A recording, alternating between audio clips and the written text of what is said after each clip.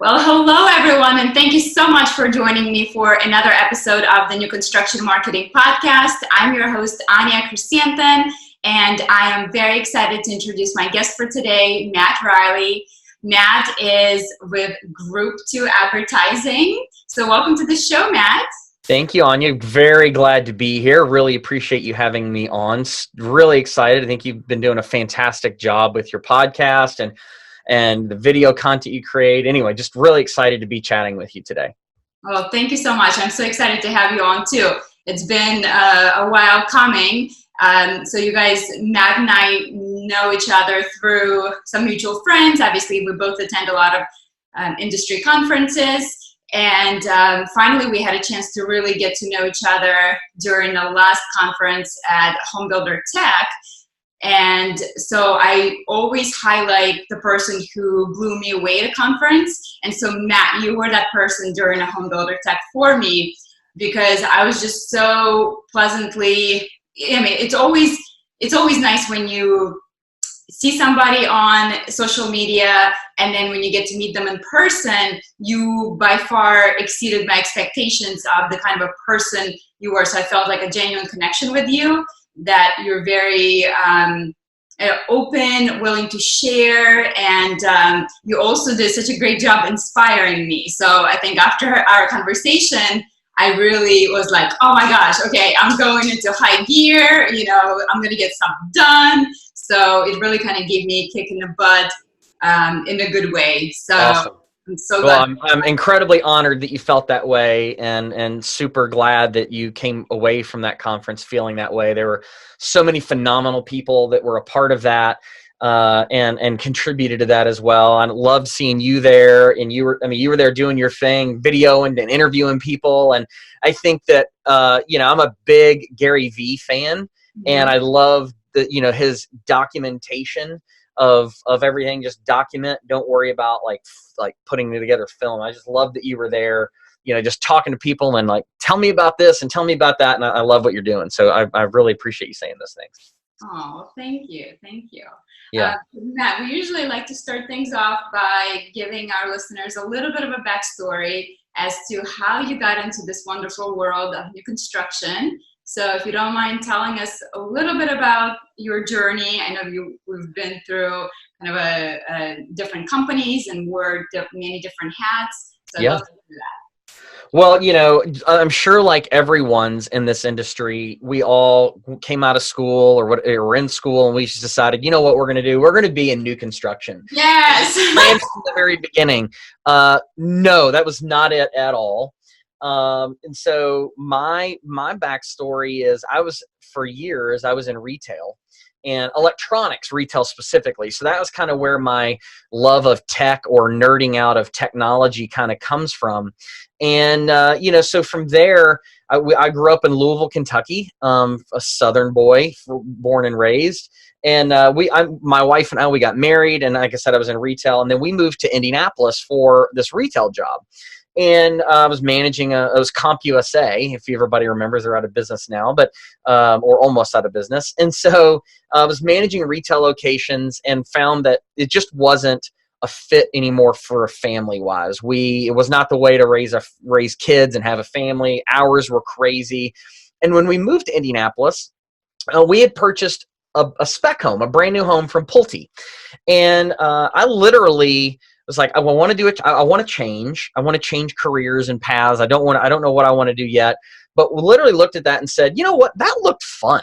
Like the salesperson's perspective, I was like, that looked fun. And so I just went and started looking for builders and interviewing with builders. I interviewed with a few builders, and the one in particular that I interviewed with, they're no longer around, but the people are all spread out all over the country that own building companies now, that are run home building companies, that we're all part of this core group. And the company is called CP Morgan. And we did at our peak, we did about 3,000 homes a year between Indianapolis and the Charlotte and Greensboro markets. And so I started there. I remember being in the interview process. There was a big group interview, and I'd never sold a house before in my life. And I remember there were so many people with experience that were there in this group interview, and I thought, there's no way I'm going to get hired. So I had to go above and beyond, and I was stalking people. This was well before social media. And, so I'm stalking people, sending letters. And anyway, long story short, I ended up getting hired there. And so I started off as a salesperson.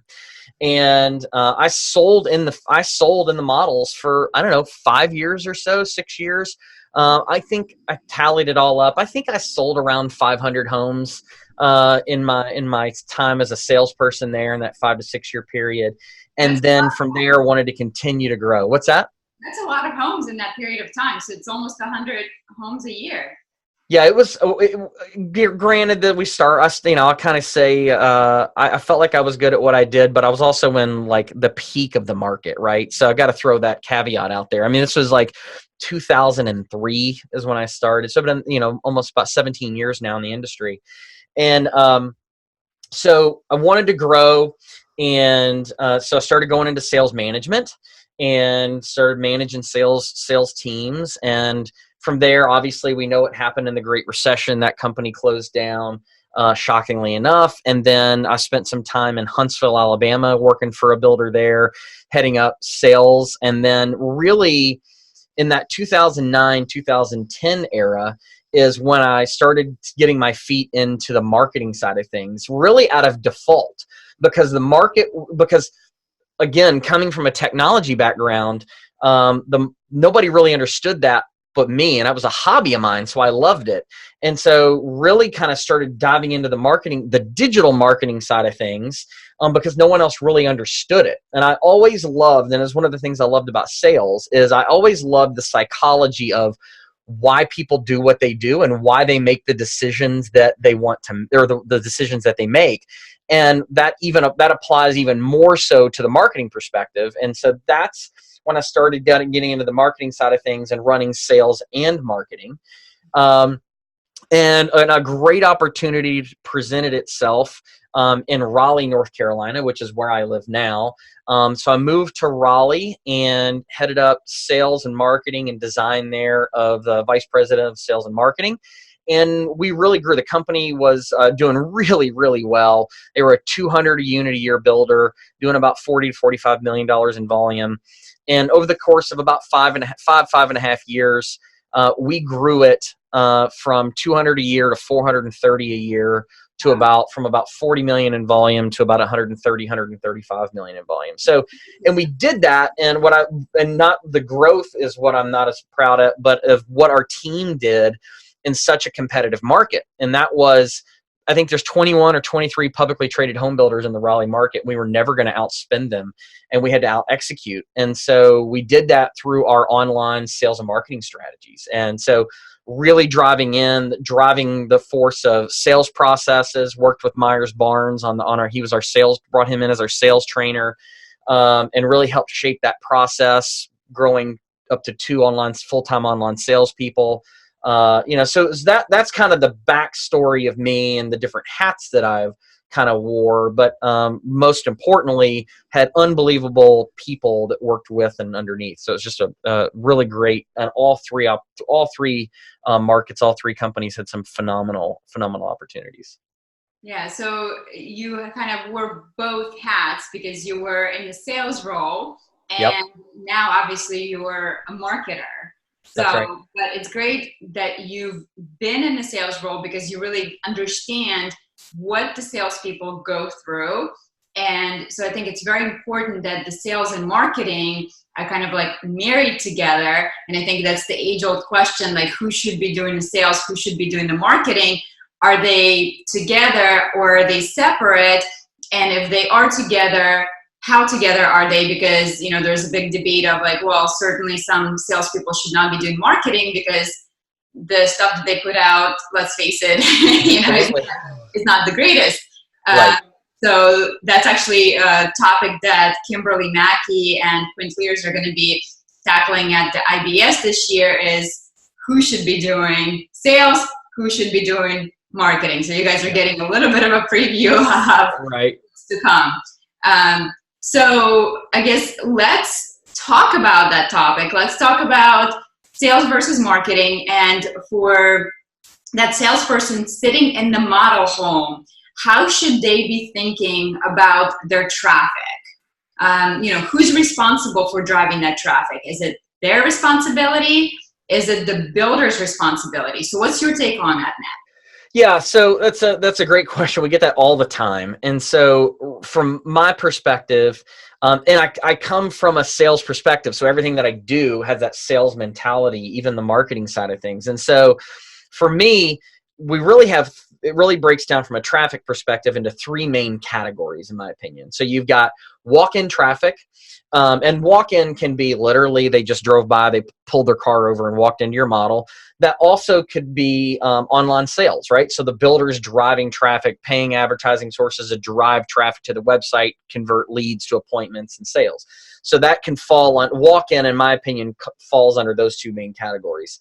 That bucket, I should say. The other two is referrals and realtors, right? So we've got walk-in traffic, referrals, and realtors. And in my opinion, the builder is most responsible for one of those three parts of traffic. The builder still has an impact on realtor traffic, they through events and reputation and things like that. But it's really the salespeople that are on the ground every day that have the most impact of how much business they can get from the realtor community, because it is, no matter what, it's still a relationship business. And so I used to say, I want each of my salespeople to have 5 realtors that they have just a good enough relationship with, that they can pick up the phone when traffic is like walk-in traffic is down, because we know our business is cyclical, right? Right now we're recording this on the 21st of August, and my kids are going back to school next week. I don't know about your kids start next week as well. Goodness. Yeah. Booting them out the door as fast as break up the line. That's right. But so this time of year it starts to slow down a little bit because people are getting their kids off to school, and then it's going to be in a trough for a couple weeks after, because people are getting back into their routines and that kind of thing. However, as a salesperson, if you've got solid outside realtor connections and relationships, you can level out. It's like a bell curve, right? It's the up and down. You can level that out as much as you possibly, a lot better when you have those relationships. When you have those 5 people that you can pick up the phone and say, hey, Anya, this is really, what do you have going on? It's obviously, we know it's a slower time of the year. What buyers are you working with that you could put me on your tour that we can talk about? You just have the relationship where you can pick that phone up and just call them and say, can you bring somebody by? And if you have those 5 people that you can do that with, odds are you will sell 2 to 5 homes a year with each one of those people. And if you do the math and you just say, let's just use on the high end, and let's just say middle. So let's just say 3. If you can do 3 transactions with each of those 5 people, there's the math. There's 15 sales right there. That's that you've leveraged those relationships with, right? And then on the flip side on the other side, the third leg of the stool per se, is the referrals. Because yes, the builder has a reputation. The builder is going to try to upkeep their reputation. But the salesperson, and then through osmosis, the construction team and everybody they come in contact with, they have much more of a significant role in builder reputation and getting referrals than the builder does as a company. And so you asked me what time it was, and I told you how to build a watch. But it's like a 3-legged stool, and really, the salespeople person in my responsibility has a responsibility to drive 2 of the 3 parts of that traffic. That doesn't mean that the builder doesn't also play a factor in those, but if you take ownership of it yourself and say, walk-in traffic, as a salesperson, walk-in traffic is the icing on the cake. I am not going to base my personal business plan, and if you're a salesperson, you should have a business plan for yourself. I'm not going to base my business plan around what I don't have control over. You don't have control as a salesperson. You don't have control over the marketing spend. You don't have control over what the demographics were going at. You don't have control over those things, but I do have control over developing relationships with realtors and my current customers, and making sure that I do a good enough job and I bring enough value and trust to the table that they feel comfortable lending their reputation, because that's really what a referral is, whether it's from a current homeowner, a friend or family, or a real estate agent. It's they're lending you their reputation, saying, this person does a phenomenal job and this company does a phenomenal job, trust me. And so anyway, that's what I think from a traffic breakdown. All right, so let's attack each one. So let's start with realtors. In my area, so I'm outside of Philadelphia, I am seeing a trend, and let me know if you're seeing similar trend in North Carolina, that builders, especially big national builders, are starting to scale back on what they pay realtors. So it started off, at 3%.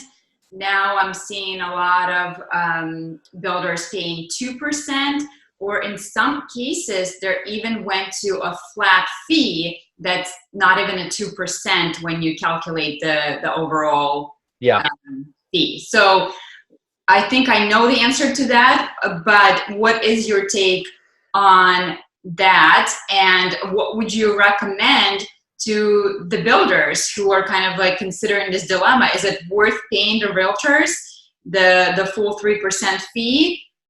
Or should we follow the lead of other builders of the 2%? Does it really matter? So what have you seen in your area? Yeah. So, each local market is different, and how they pay real estate agents. I work with, in Group 2, we work with builders all across the country. Got about 80 different builder client partners in multiple markets all across the United States. And that really varies. Like whether you pay a buyer's agent gets 3% or 2% or 2.5% or 4%, whatever that standardization is, that varies from market to market. So that is the part. So, and specifically as a builder in the Raleigh market, the buying agent on the resale side of things typically gets is 2.4%. And that's what is the going rate. That's a whole different conversation about commissions and percentages and what that real actually means, whether that's a monopolization or not. But the going rate in our area is for a buying agent is about 2.4%. So most builders in the Raleigh market pay anywhere between 2.5% to 3% commission to the buying agent. Now, that can vary. And the reason I say it varies, obviously, each market has a different going rate for buyer agents.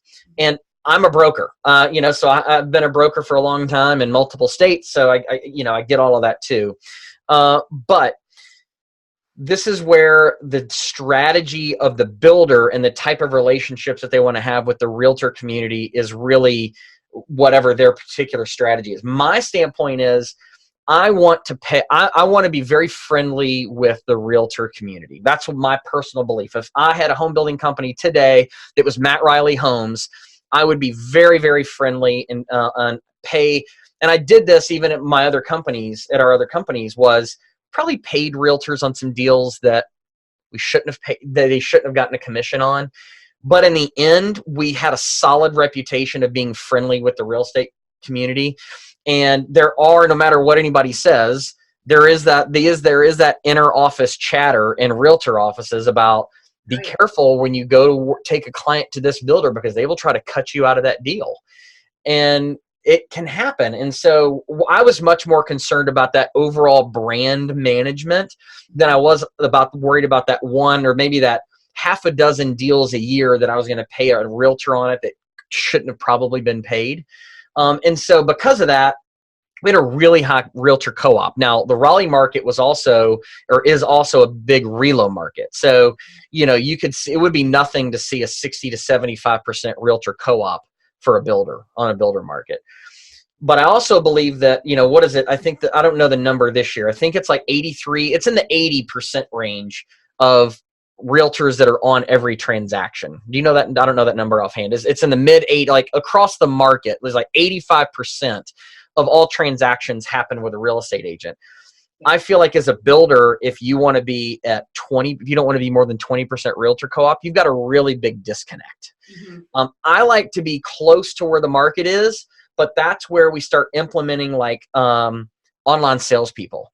Because if I have an online salesperson that's sole job is to engage with leads and phone calls and people, then a lot of times I can take that buyer out of the market before they engage with a realtor. And I don't ever have to have the conversation of saying, well, this person shouldn't be paid. So I'm going to pay a realtor when they come in, and I'm going to have events, and I'm going to be outwardly reaching to them and inviting them in. But I'm also going to put some things in place to where if I can grab that buyer and pull them off the street before they the sale gets more expensive with paying commissions, then I'm going to do that. So we were able to, when we did that, we had, we went from one person to two people, and we saw a little bit of a reduction in our realtor co-op, but it was a good thing. It was because we were grabbing incremental business. And we were paying less and less realtors that necessarily would have been involved in the transaction otherwise. Okay. So here's a question for you. Since you've been on the other side of the transaction and you sold homes, sometimes you do have people coming in and saying, hey, listen, I am working with a realtor, but I'm willing to forgo my realtor in this transaction, go directly with you. What can you do for me? So what is, in your opinion, kind of like the best way to address that? Because on one hand, you don't want to upset that realtor, right? Because if they find out that, hey, the client came to them and say that realtor put in a year worth of work, getting that client into the position where they're now able to actually move forward and buy that house, and this client is willing to ditch the realtor to save a few bucks. And if the builder says yes to that, what kind of reputation it's going to give to the builder on one hand. On the other hand, it's like, I didn't hear, and sure, we want to make the deal work for you, and we're willing to do this. So I guess, what is a good talk track, or maybe what, in your opinion, how do we handle those questions when the customer comes in and says, hey, do you guys pay realtors? And if I'm willing to not bring my realtor in, what do I get in return? For me, it's a really simple question. It's a big fat, we don't do business that way. And so I can talk about how you budget realtor commissions and things like that. But when a buyer comes in and says, hey, I'm working with Anya, but I'll drop Anya like a bag of potatoes as fast as I can if you'll give me a better deal. And the answer is always, for me, it was this really simple no. We don't do business that way. If Anya's your representation, that's great. She should be. And, our pricing does not factor into whether or not you have a realtor or not. Our pricing is our pricing, and we don't negotiate. And that was the other thing. Like, we didn't negotiate pricing. I don't believe in negotiating pricing. We come up with a fair price, and then we put it on the market. That doesn't mean you never run a promo. That doesn't mean you don't run design center options, or that doesn't mean if you have a spec home that's sitting that you can't sell, that was a bad lot or whatever, you don't discount it. But from a normal like pre-sale perspective, we don't negotiate. And we do the same thing with realtor commissions. We don't negotiate that. I would highly recommend that whatever you do, you budget for your realtor commissions when up front, when you're factoring in the neighborhood. And so I would always know I'm paying 5% commission off of every single one of these houses, no matter what. And whether they have a buyer's agent or they don't have a buyer's agent. And if they don't have a buyer's agent, then I take that money and it goes to the house. If they do, then it's a wash. I've budgeted for that expense. It's more like a marketing expense than it is a P&L expense. And so that's how I would recommend it. And to me, it's a really easy no. I would not recommend doing business, because the minute that realtor gets cut out of that deal, they go right back to their office, and that inner office chatter happens. And it's like, hey, no matter if the customer did it or not, the builder's going to get the reputation of cutting realtors out of the deal. And we, as a builders, we say we need the realtors less when the market is booming. Yeah. But when the market corrects, and it will correct, we will be in, it won't be, I doubt it's going to be a recession like we saw in 8, 9, 10, 11, and 12. But there will be a correction. And you can't play this game of, this is, again, one man's opinion, You can't play the game of we need realtors now, we don't need them now. We need realtors now, we don't need them now, because then they're not going to want to work with you. Yes, I 100% agree with you. And I think that's a really good stance to have, because the minute you waver on it, then the customer, gets a feling that, oh, I probably could get a better deal, cuts their realtor out, and forget about it. The word in the office travels very quickly. So I've personally witnessed people talking about certain builders, and it would make me think twice about bringing my client to that particular builder because of the reputation of that build. So reputation is so important. Absolutely. Love that. And then let's talk about building relationships with the realtor. So obviously you've been there, done that. So if I'm starting maybe a brand new community in the area that I haven't sold in before, how do I go? What's the best way to build those relationships with the realtor community? Do you have kind of like best tips? Do I find out who's doing the most volume? Do I go to the offices? There's so many different ways that you can attack this. So what would be your recommendation? Yeah, I mean, I think first it can start since we're taking this from a sales perspective, because there's 2 points of view, or there's 2 pieces to that. One is the salesperson and the other is the builder from a marketing perspective. But as a salesperson, we have to get really micro. And so that's if I'm going into a new area that I've not built in before, or I've not built in there for a long time, I've had a big gap. First thing I'm going to do is I'm going to get into the local MLS, and I'm going to start pulling transactions. And I'm going to see who's doing business where by zip code and all that good stuff. And a lot of times, especially in today, when you get into the bigger markets, you'll see on the buying transaction side, you'll see a lot of teams. So it's going to typically be the one real estate agent that all goes under. You're going to see a ton of transactions, but then you have to go even more granular and figure out who's the buyer's agents on those teams. And then I'm going to start going out and formulating those relationships. I'm going to start as the salesperson by finding them on social media. I'm going to find them on Facebook, and I'm going to friend request them, and then I'm going to send them a direct message. And just going to be like, hey, would love to connect. Just really super social. I'm not getting too stalky at this point, right? Like no one likes to get the request followed up by, can we have lunch? I want to pitch you about an idea. Yep. But I'm going to start that early, and then start building that network. And then I'm going to start popping into offices, and then I'm going to start working on doing the old fashioned office presentation, right? Getting in there and talking to the group. The whole point about doing that office presentation is to get in front of a bunch of people. And then after the fact, you get these micro one-on-one conversations and collecting business cards. And then from there, you're following up and having coffee meetings. I like to do coffee and not lunch, because lunch or breakfast or whatever is really personal. Like you're sitting down eating with someone. And if you don't know them that well, it feels kind of awkward. But like meeting at a Starbucks or something like that, you're going to buy them a $5 cup of coffee. You can spend 20 minutes with them, or you can spend an hour with them, but generating that personal relationship, I think is vital. And then I'm going to start building my email list from there based on this small distribution, or I'm going to build a smaller email distribution list of people that I come in contact with.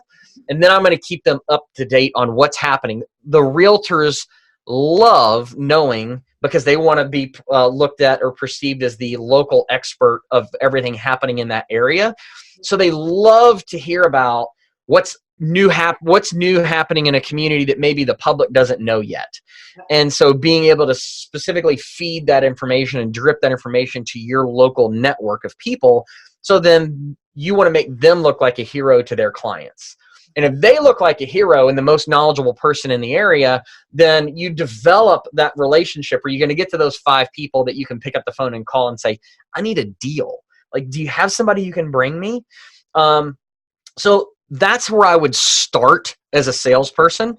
But as you're building that network of a salesperson on social media, you have to start creating content. You got to create content online. I think you do a phenomenal job. I'd follow you on social. You're in your listings. You're talking. You're putting it out there. I think you do a really great job, and it's a really great model for people to look at. Whether on their listings or their community, things like that. And from a salesperson's perspective, it doesn't need to be this big commercialized professional video, because it's too much like a commercial, and less authentic. And when you're doing that one-on-one, it's a person, like you just flip your phone around and you're talking and you're walking through the dirt, or you're talking about what it's going to look like, or the house is in framing, whatever it may be. But you've got to start, once you're building that network on social, you've got to start pushing out content to keep them informed. So that's that side of it. And then from a builder perspective on how do I get my presence known out there, there's some, obviously, social media. You get on LinkedIn, you can do some really advanced targeting by title, by office. You can do geofencing and literally drop pins on realtor offices and for just awareness campaigns and things like that. So we could go off into the weeds about the technical side of it, but there's really two parts. And so one is the salesperson and the other is the builder. And it starts with awareness. And from the salesperson's perspective, it starts with personal awareness and personal relationships that will grow into things that are much bigger.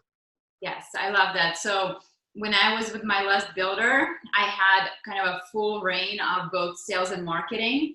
So I was very lucky in that sense that I got to direct the marketing dollars where they were spent. And so in my efforts, when I was sent to this new community, that's exactly what I did. So I did do geofencing, and I specifically targeted realtor offices. There were like huge realtor offices in my area. And that worked really well because I was able to develop those relationships. People were like, oh, I know about this community. I see all the time on social media, because obviously every time it's now they're being fed those ads and they're being targeted. Yeah. And if you guys think about getting into a realtor's office, sometimes certain offices are a little bit more difficult to get into than others. So you guys know realtors love nothing more than a free lunch. That's so right. If you're looking for a strategy to get into that office, spark a conversation with that front desk person and see if, hey, can I bring a lunch for the office? When is your next sales meeting? I would love to, have 5 minutes of your time to talk about my community. And then if you think about the realtor community, most of them have no idea about new construction, the process of even what goes on during the buying process of new construction, unless they've been through that or unless they came from a background of working with a builder. Most of them are absolutely clueless about that process. So I think if you can become that educator, especially if you can do maybe like a seminar and network, whatever, for the realtor community, to educate them on the new construction buying process, to show them how easy it is to bring their buyer into the model home, and then virtually the salesperson is going to take over and do all the selling for you, so you don't have to feel like, oh my gosh, I'm trying to sell my client on this. The salesperson is going to do all that for you. They're going to educate them. They're going to show them everything. But it helps to know what that process looks like. And especially if you can target newer realtors who are just starting out, they're going to be all ears because they're trying to get their business going. Yep. And so if you can spark that relationship with the newer person to educate them, to put that time into it, they will become very loyal to you. And it's a win-win because, if they bring you a client, maybe you can offer them a referral for a client who needs to sell their house before they move into your new community. Absolutely. That's a great point. And so the thing to keep in mind, a couple of things, is you mentioned the new realtor, and absolutely it's a great way to get that kind of shift or shape the relationship early. But you have to keep everybody needs to remember that's very much a long-term approach, because remember, they're starting their business. So they don't have this network of people that they're just doing business with all the time. So it's easy from a salesperson's perspective. And I encourage you all to think big picture, long-term. It's easy to get frustrated with that, or disappointed of lack of, I'm doing all of this work, but I'm not seeing the results. And it's like, a lot of times you've been doing it for 90 days. And these people have not had an opportunity to generate a funnel of prospects yet to bring you. And so you got to think 10, 12 months plus out before that starts to pay off. And so I think you're absolutely right on. And then what you said about the realtors not knowing new construction, that's actually one of the reasons why they typically don't default into showing new construction a lot, is because they're scared of it. And they're scared of it because they're afraid they're going to look stupid in front of their client. And the clients be like, what the heck? You didn't know about this? And they don't do enough of those transactions, because when a new realtor comes to their office, if it's Keller Williams or whatever, what's the first thing they're taught? They're taught to look at the MLS. Yep. And they're taught about general transactions and the basics of what you would do when you buy a used home. And that's how they're trained from the very beginning. And they steer clear most of the time of new construction because they don't know the process, especially if it's a build. A spec home is done. It's a lot easier and it's a lot shorter. They don't have to worry about waiting 6 to 8 months to get paid. Yeah. But the build process, they have to wait a long time before they get a commission. And think about it, as a new realtor, the last thing you want to do is wait 8 months before you get a commission check. And two, they don't know enough about it. So they're afraid to take their clients there in fear that they're going to look bad. Yes, absolutely. So I was so excited when I switched over to the resale side, and my first deal ended up being new construction. I was like, oh, yes, time to shine. So that's right. Absolutely. I got this. Yeah. That's right. All right. So let's switch gears now. Let's talk about the third leg of that stool and talk about the referral business. So I think that is one thing that most realtors do a nice job of, but not so much the new home sales consultants, right? For whatever reason, as new home sales consultants, I feel like we're not that great at staying in touch with our past customers. Bad. And nurturing that relationship. For whatever reason, in our minds, it's like, okay, I'm in this community, they bought the house from me, great. And then once they bought, that's it. They're never hearing from me again. So let's talk about this and how we can really turn that around, because referrals can be a huge, huge source of business for you. And even if it's not in this community, in the next community or community after that, again, your reputation will follow you. And what can we do to drive that referral business? Yeah. And so there's, to me, it's really kind of simple. And sometimes it's so simple, it's so easy, it's simple to not do, or however that saying goes, right? It's easy, so easy, it's easy to miss it. But I say, how about you just go walk through your neighborhood, right? Like, there's people that live in there. Walk through your community. Say hi to people. You sold these folks a house. What I used to refer to as, you moved in together for 6 to 8 months. You spoke to them probably more than you spoke to your spouse, while they were building their house. And so don't lose sight that you've got that kind of history with them, and walk through the community or drive through the neighborhood, obviously, but you can stop and talk to people and just chit chat with them. Front of mind, right? And then always ask. If you've done a good job, you've earned the right. It's like when we're walking through the sales process, when someone comes in, you don't say, hi, I'm Matt and you are, would you like to buy this home today? You've got to earn the right to ask for the sale. And if you've done a good job, you've earned the right to ask for a referral, as long as you've stayed in touch with them. And so go through your community, spend time in your neighborhood, because people want, even it helps with even new prospective clients that are walking in, when you're like, oh yeah, John down the road, he does blah, blah, blah, blah, blah, and you can talk about that, and people know, like, this is a connected community. People know each other. They're friendly. I want to live here.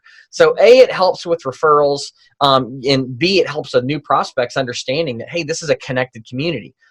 But when we get into a follow-up perspective, like, how do we stay in contact with them? Get a CRM. If your builder doesn't provide a CRM, go buy one yourself. HubSpot provides a free version of a CRM. It's limited in what you can do, but you can pay. But get a CRM system and put these different trigger points in place. So when someone comes in, you rate them A, B, C, D, right? If it's an A prospect, you're following up with them, you get them to a sale. Put follow-up procedures in place to happen as they go from a prospect to a customer. So now, once they go to a customer, I'm doing weekly touch points with them. And then my CRM is reminding me to do those things. Now, once they've closed, as we're talking about referrals, then I want to put together a follow-up process post-sale. So that way I don't have to remember to do all these things.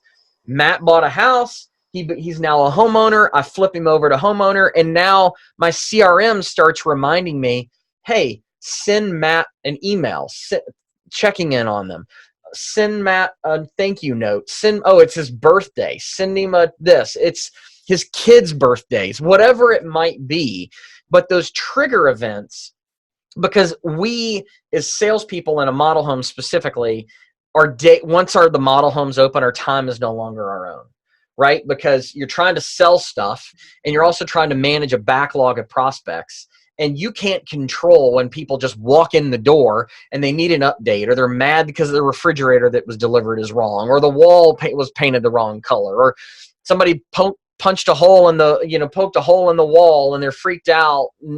So all of these fires that happen that you have to put out throughout the day, it's easy to lose sight and lose track of the people that you've already sold a house to.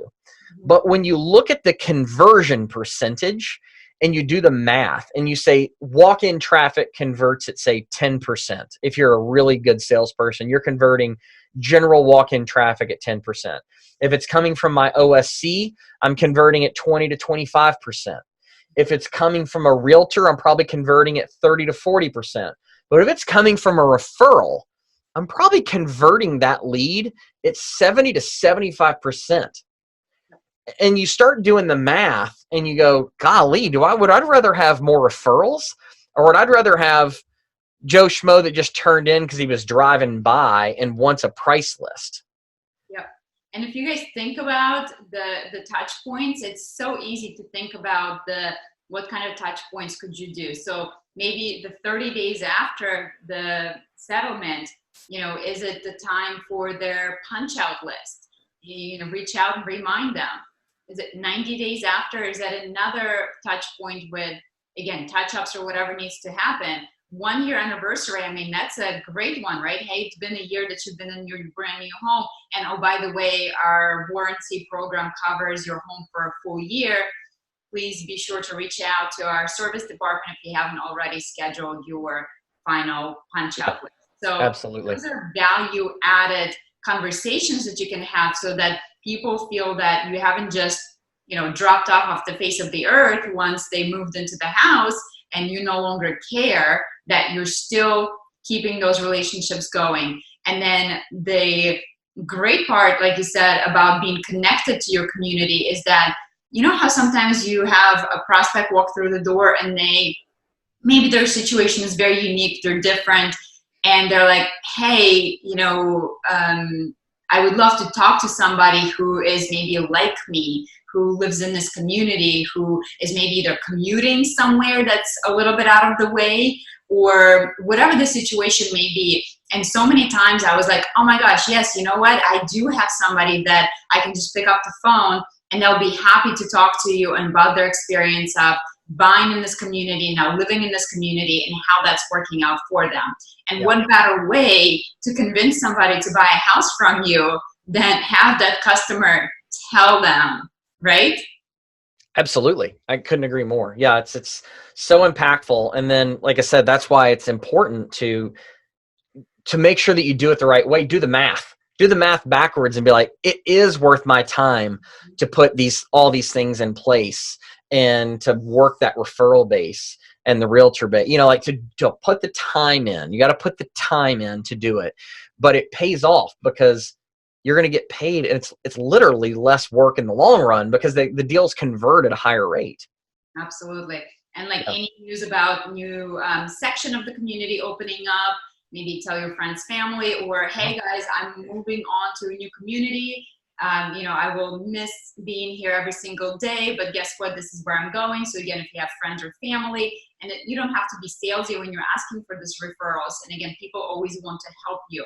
Now, let's talk about social media and your past clients. So how do you feel about friending your past clients on social media? Should you friend them while they're going through the buying process on social media? Should you wait until after they became a buyer?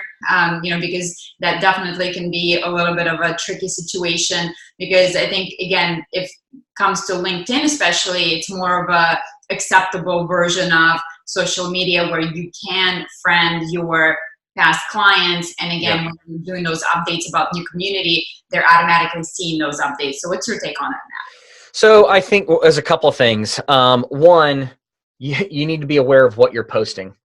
Like if this is a true personal page and you're posting all kinds of craziness, because I've seen, there's some craziness, I would strongly suggest you not connect with your buyers or anybody professionally on Facebook. But the other thing to know is if you're selling homes, whether you're a real estate agent, like, in general real estate agent, or working for a home builder, people will look you up on social media. I don't care. It doesn't matter if you're friending them or not. They're going to look you up because they want to know what type of person they're about to possibly do business with. Yeah. So I don't have a stance on, yes, you should friend your buyers on social specifically. I think that I've always taken the stance that can happen organically based on the relationship. Because let's face it, we've sold something to somebody before that we were not super fans of, or they weren't super fans of us. Yeah. And so having them on social media as a friend to let them free reign is a little, that's where you kind of get into it, the sticky part of it. But no matter what, I think you have to be aware of what you're posting. Whether you're going to reach out and friend people or not, they're still going to look you up. You still have a digital footprint that you have to be concerned about from a reputations perspective. And we have to be really cognizant of that. Yes, I couldn't agree with you more, Matt. So I think every time you guys post something on social media, you may think it's private, but chances are it's not private. So number one, check your settings for sure. Yeah. You can control it somewhat, but two, most importantly, is ask yourself a question. If Mr. and Mrs. Jones, or whoever my buyer that I'm working with right now, sold this on social media, would that change their opinion of me and their perception of me? So if you have a doubt of should I or should I not, the answer is probably is you shouldn't. So an audit of your social media, I periodically do of mine, and it's a good way to kind of check it out and see, how am I representing myself on social media? And especially knowing boundaries between, for example, LinkedIn or Facebook. That drives me crazy when people post their breakfast on LinkedIn. It's like, dude, I don't want to see that. Like, so Facebook, fine. LinkedIn, no, different platform. So knowing what kind of content is appropriate for one versus the other is a big one. Yeah, don't post a picture of you coming out of the gym on LinkedIn. No, nobody wants That's for, as the kids call it, the gram. That's right. That's for the gram. All right, Matt. Well, thank you so much for giving so much information to us today. I think we have so many actionable items that you can follow up on this conversation. Hopefully you've been taking some notes and now have a plan that you can put into action to increase your referrals and to build stronger relationships with your realtor community. Now, Matt, if somebody wants to connect with you, where can they do so? And you guys, one other plug for Matt is he does have a wonderful podcast. So if you can tell us a little bit about that as well. Awesome. Thank you. Yeah. So we do have a podcast. Molly Elkman and I co-host a podcast called Building Perspective. And it's all about bringing, a different perspective to home building and the different sales and marketing aspects of it, different opinions, different takes, and really trying to just be an educational resource, very much so like what you're doing, just at a different angle and in a kind of a different audience really as well. But that's what we do there. It's super fun. If you want to connect with me, you can find me on the interwebs. You can on all the socials, Facebook, LinkedIn, Twitter, and Instagram as well. You can email me directly at mriley, RILEY, @group2.com. Or if you just want to talk, I love talking shop. I love talking about whatever. Call me. My cell number is 919-358-9271. Just don't put that online for the scammers. But but I love to talk shop. If you see me at a show, at a convention, come up and say hi. I love to just help. I love, hearing what other people are going through, and maybe some of my experiences in the past can help some other people get through some stuff. So, yeah. Great. Thank you. Speaking of conventions, what's the next thing that you have on your calendar? That's for sure on my calendar is IBS. Yeah, as we wind down the year, I'm looking at a few out of industry things for towards the end of that are this year. I like to try to diversify a little bit and go outside the industry for some things to help bring some stuff like e-commerce things, and then how we scale those into home building. And so I like to pay attention and visit about those things. But yeah, IBS, we've got a lot going on at IBS this year, and different talks, different sessions. We haven't pushed that out yet, but I think as a group, we've got 5 or 6 different talks happening at IBS this year. So it'll be a lot of fun. Amazing.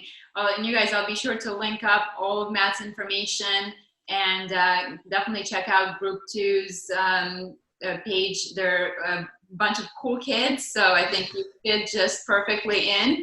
And I'm so glad that we finally got a chance to chat. Thank you so much, Anya. Really appreciate having me on, and it was fun. It was fun. Thank you, and I can't wait to hang out at IBS. You too. Thanks. Right, bye. Bye.